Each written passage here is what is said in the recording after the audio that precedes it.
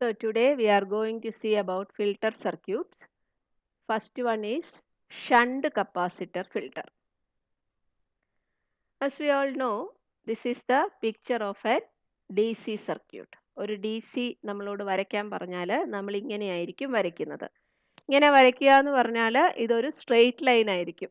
അതായത് D C ഇതിനകത്ത് A C components ഒന്നുമില്ല, യാതൊരു ഡിസ്റ്റർബൻസും ഇല്ല. ഇതിങ്ങനെ ഒരു സ്ട്രെയിറ്റ് ലൈൻ ആയിട്ട് കിട്ടും. ഇവിടെ നമ്മൾ എക്സ് ആക്സിസിൽ വോൾട്ടേജും വൈ ആക്സിസിൽ ടൈമും എടുത്തിരിക്കുന്നു.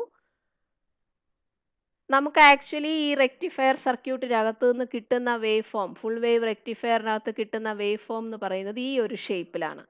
ഒരു സൈൻ വേവിൻ്റെ പോസിറ്റീവ് പാർട്ട് മാത്രമായിട്ടാണ് നമുക്കിവിടെ കിട്ടിയേക്കുന്നത്.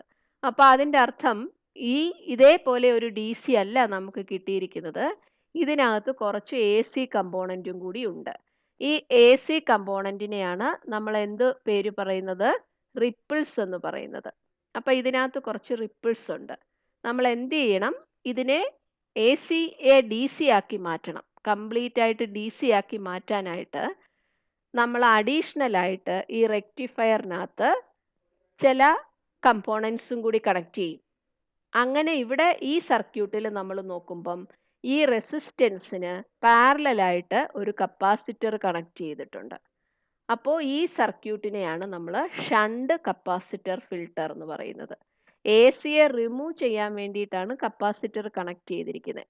അപ്പോൾ എ സിയെ റിമൂവ് ചെയ്യുന്നത് കൊണ്ടാണ് നമ്മൾ ഇതിനെ ഫിൽട്ടർ സർക്യൂട്ട് എന്ന് പറയുന്നത്. ഈ കപ്പാസിറ്റർ ഈ റെസിസ്റ്റൻസിന് പാരലലായിട്ടാണ് കണക്ട് ചെയ്തിരിക്കുന്നത്. അതുകൊണ്ട് ഇതിനെ നമ്മൾ ഷണ്ട് കപ്പാസിറ്റർ ഫിൽട്ടർ എന്ന് പറയുന്നു. ഈ കപ്പാസിറ്ററിന്റെ ഒരു പ്രത്യേകത എന്താണെന്ന് വെച്ചാൽ, കപ്പാസിറ്റർ ബൈപാസസ് എ സിയെ കടത്തിവിടും ആൻഡ് ഒബ്ജക്ട്സ് ഡി സിയെ കടത്തിവിടത്തില്ല.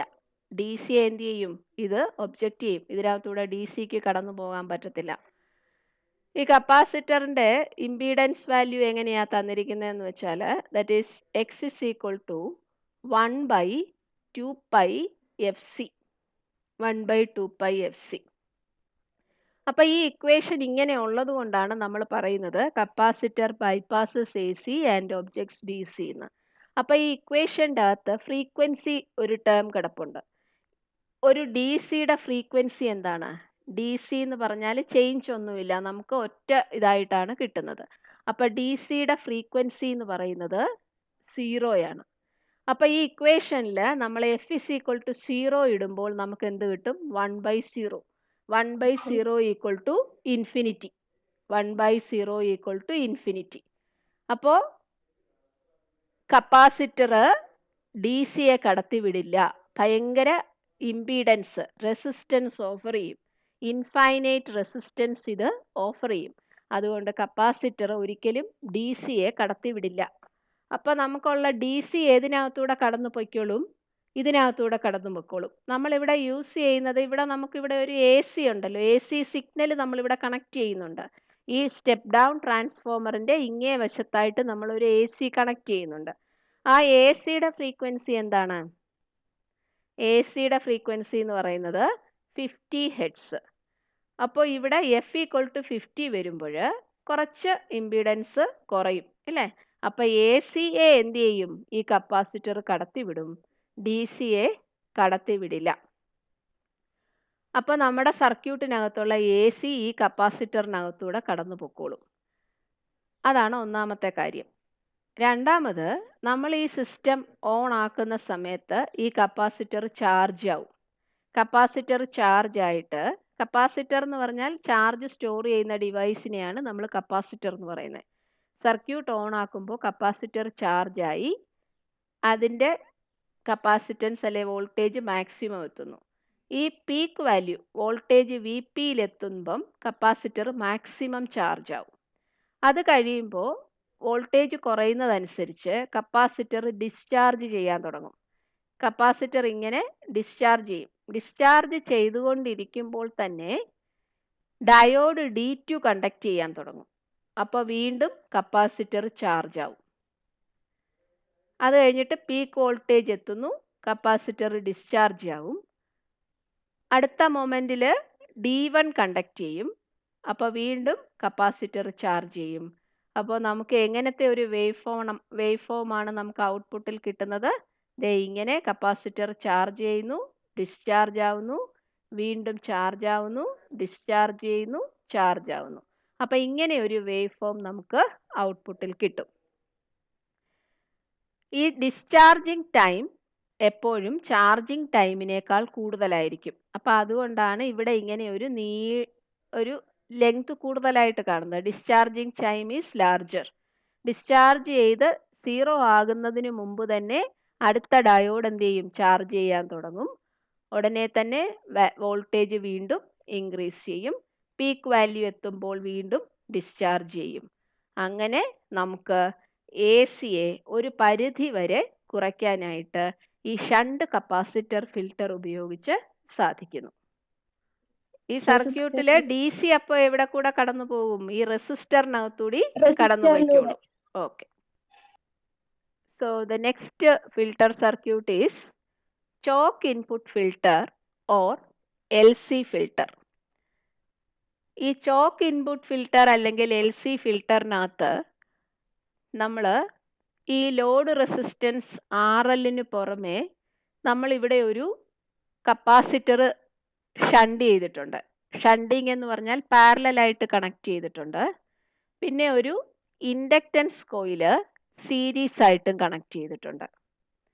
ഈ ഇൻഡക്ഷൻ കോയിലിന്റെ പ്രത്യേകത എന്താണെന്ന് വെച്ചാൽ അതിൻ്റെ ഇംപീഡൻസ് എന്ന് പറയുന്നത് 2πfL ആണ്.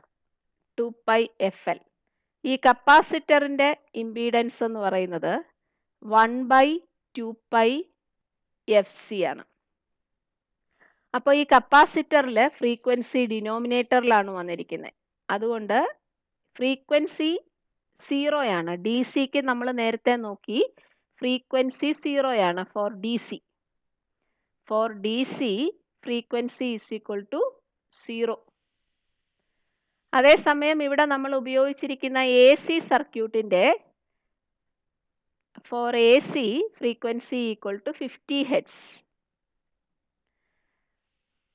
അങ്ങനെ വരുമ്പോൾ ഈ കപ്പാസിറ്ററിനകത്തൂടെ ഫ്രീക്വൻസി 0 ആകുമ്പം ഇവിടെ ഇംപീഡൻസ് വാല്യൂ എന്ത് വരും? 1/2π × 0 which is equal to infinity. ഇവിടെ നമുക്ക് എന്ത് വരും? 2π × 0 നമുക്ക് 0 കിട്ടും. അപ്പം ഇൻഡക്റ്റൻസ് കോയിൽ എന്ത് ചെയ്യും? It offers 0 impedance to 0 impedance എന്ന് പറഞ്ഞാൽ റെസിസ്റ്റൻസ്.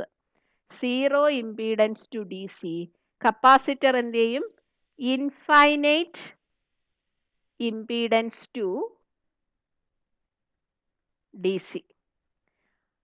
അങ്ങനെ ഈ ഇൻഡക്റ്റൻസ് കോയില് DCയെ കടത്തിവിടും. ഇത് DCയെ കടത്തിവിടും, പാസ് ചെയ്യും. കപ്പാസിറ്റർ എന്ത് ചെയ്യും? ACയെ കടത്തിവിടും. അപ്പോൾ നമ്മളുടെ ഈ ഫുൾ വേവ് റെക്ടിഫയർ സർക്യൂട്ടിൽ നിന്ന് വരുന്ന ഇങ്ങനെയുള്ള ഒരു AC plus DC component, AC കമ്പോണൻറ്റും ഉണ്ട്, DC കമ്പോണൻറ്റും ഉണ്ട്.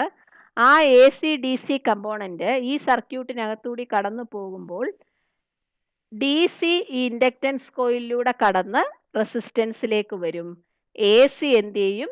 ഇതിനകത്തൂടെ പോകും. അപ്പം ഇതിനകത്തൂടെ AC പോവില്ല, ഇതിനകത്തൂടെ AC വരത്തില്ല. അപ്പം കുറേ അധികം AC ഇവിടെ തന്നെ കട്ടായി പോകും. പിന്നെ വരുന്ന AC എന്ത് ചെയ്യും? ഈ കപ്പാസിറ്ററിനകത്തൂടിയും കടന്നു പോകും. അപ്പോൾ ഇതിലെ കൂടി DC വരും.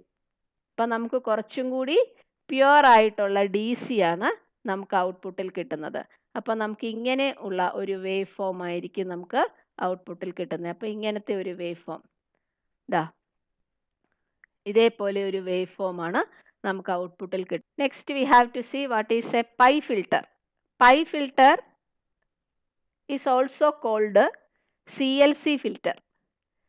Here in the output of the rectifier we are connecting a capacitor and a inductance and another capacitor in the shape of pi.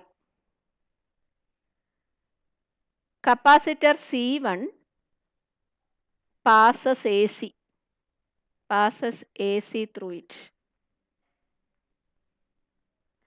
And blocks DC. DCയെ ബ്ലോക്ക് ചെയ്യും, AC കടത്തിവിടും. AC കപ്പാസിറ്റർ C1 അകത്തൂടി കടന്നു പൊക്കോളും. പിന്നീട് വരുന്ന DC എന്ത് ചെയ്യും? ഇൻഡക്റ്റൻസ് എന്ത് ചെയ്യും? Inductance will pass DC and blocks AC. അപ്പോൾ ആ പാസ് ചെയ്ത് വരുന്ന DC ഇങ്ങോട്ട് വരും. പിന്നെ ഇതിനകത്ത് വീണ്ടും കുറച്ച് AC ഉണ്ടെങ്കിൽ അത് ഈ രണ്ടാമത്തെ കപ്പാസിറ്റർ C2നകത്തൂടി കടന്നു പോകും. അപ്പോൾ നമ്മുടെ ഫൈനൽ ലോഡിലെത്തുമ്പോഴേക്കും AC കമ്പോണൻറ്റ് വളരെയധികം റിമൂവ് ചെയ്തിട്ടുണ്ടായിരിക്കും. നമ്മൾ റെക്ടിഫയറിൻ്റെ ഔട്ട്പുട്ട് ഇങ്ങനെയാണെങ്കിൽ നമുക്ക് ഈ ഒരു ഫിൽട്ടർ സർക്യൂട്ടിനകത്തൂടി കടന്നു പോയി കഴിയുമ്പോൾ നമ്മുടെ വേവ് ഫോം ഈ ഒരു ഷേപ്പിലേക്ക് മാറും. So this is what is called pi filter or CLC filter.